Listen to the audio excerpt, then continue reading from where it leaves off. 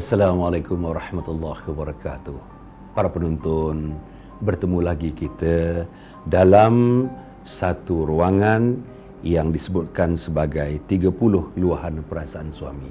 Jangan lupa, 30 luahan perasaan suami, selepas ini hal isteri pula, 30 bisikan hati isteri.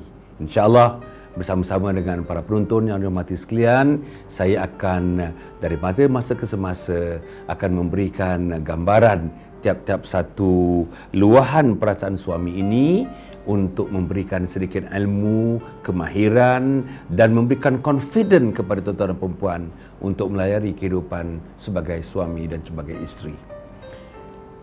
Yang ketiga ialah, isteriku, janganlah leteri aku. Jangan leteri aku. Apa maknanya meleter? Setengah-setengah daripada kita, minta maaflah saya sebutkan ni, tak perlu cakap, kadang-kadang cakap. Tak perlu ulang, kadang-kadang ulang. Tak perlu marah, kadang-kadang marah. Tak perlu kata orang menyindir, kadang-kadang kita menyindir. Tak perlu membangkit-bangkitkan yang lepas, kadang-kadang kita membangkit-bangkitkan yang lepas. Tak perlu bagi tahu orang, kita bagi tahu orang. Tak perlu duduk tercegat dekat situ, kita duduk tercegat dekat situ. Tak perlu kita menggunakan perkataan-perkataan yang kurang menyenangkan telinga mendengarnya, tetapi kita berterusan menggunakan perkataan-perkataan itu. Ini namanya leteran. Tak cantik. Tak ada orang dalam dunia yang saya rasa, setakat bacaan saya lah, tak ada orang dalam dunia suka dileteri. Tetapi ramai orang dalam dunia yang suka meleter. Jadi dalam konteks yang di sini, yang saya nak sebutkan ini sebagai suami, para penonton yang dihormati sekalian sebagai suami, tak ada di antara para penonton, termasuk saya, yang suka dileteri, terutamanya oleh isteri masing-masing. Jadi kadang-kadang kalau kita tak jaga-jaga, meleter ni dah jadi penyakit. Penyakit, balik aja dah pumpam. Duduk saja pumpam. Minum petang pumpam.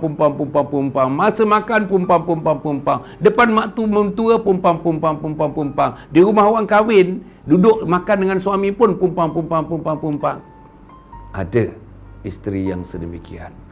Untuk isteri yang sedemikian, saya menasihatkan dengan penuh keikhlasan dan kejujuran, jangan teruskan sifat yang sedemikian. Gugurkan sifat yang sedemikian.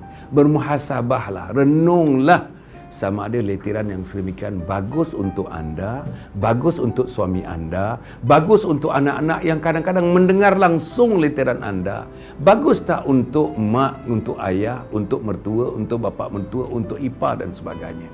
Jadi para penonton yang dihormati sekalian, untuk itu saya nak mencadangkan, kurangkan meliti, kalau boleh jangan meliti.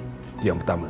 Yang kedua, kalau boleh kita dalam sepanjang masa dan sepanjang ketika, kalau boleh dengan izin Allah Subhanahu Wa Taala nanti, supaya kita berhemah tinggi. Berhemah kita terutama dengan suami. Maknanya kalau kita leteri suami kita berdua saja pun, kita dah menjatuhkan martabatnya. Suami, isteri dan ada anak-anak, lagilah menjatuhkan martabat dia.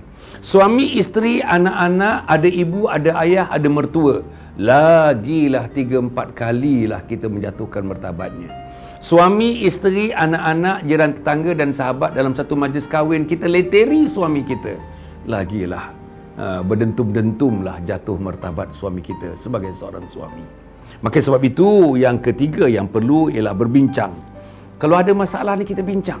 Tak perlu kita letih-letih. Letih ni biasanya ulang lagi. Peristiwa lama diulang lagi. Peristiwa lama dirangkai-rangkaikan lagi.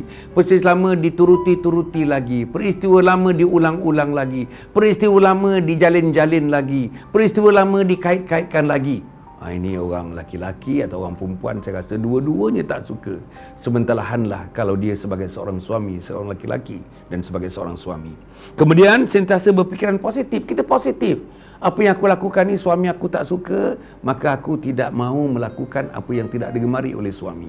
Sehari dia tak suka, tambah seminggu dia tak suka, sebulan dia tak suka, setahun dia tak suka, takut-takut dengan letiran itu menyebabkan suami rasa menyampah, tak gemar, tak suka, tak seronok, tak selesa dengan sang isteri itu.